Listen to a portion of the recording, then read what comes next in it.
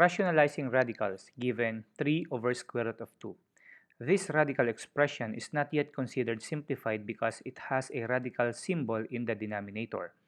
In order to simplify this, we will rationalize it.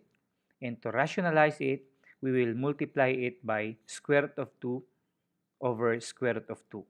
So that this square root of 2, when we multiplied it by square root of 2, it becomes square root of 4. And we know that 4 is a perfect square.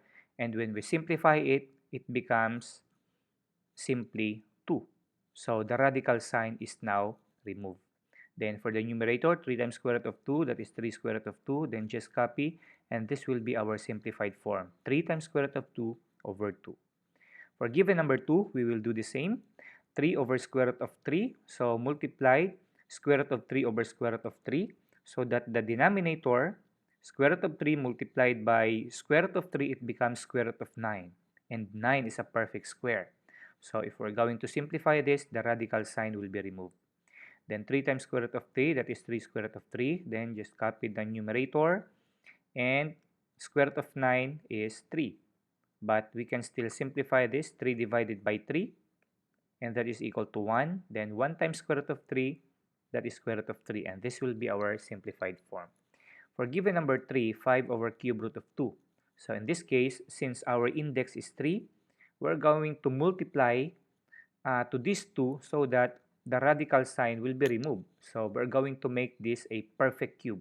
So in order to do that, we will multiply cube root of 4 to each to numerator and denominator, so that cube root of 2 times cube root of 4, it becomes cube root of 8. And remember, 8 is a perfect cube. So if we're going to simplify this, we can simply remove this radical sign here. So we'll just 5 times cube root of 4, when we multiply them, that is 5 times cube root of 4. Copy the numerator, then simplify cube root of 8, and that is simply 2. So this will be our simplified form, 5 times cube root of 4 over 2.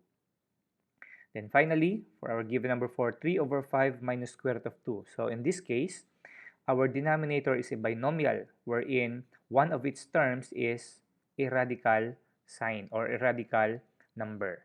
So in order to simplify this and to remove these radicals, we will just simply multiply its conjugate. So when we say conjugate, that is the same term with the denominator. We will just take the opposite of the operation. If it is minus, it becomes plus. If it is plus, the conjugate is minus. But the first term and last terms are the same. So when we multiply this to the denominator, we must do the same in the numerator. So if we're going to multiply this, we can simply multiply directly the first term by the first term. So 5 times 5, it makes 25. Then negative square root of 2 times positive square root of 2, that is negative square root of 4. So it is now a perfect square. 4 is a perfect square, and we can now simplify it, and we can remove the radical sign. So for the numerator, 3 times 5, that is 15. Just distribute. Then 3 times square root of 2, that is 3 times square root of 2. Then simplify square root of 4, and that is 2. And 25 minus 2, that is 23. So our final answer is 15 plus 3 square root of 2 over 23.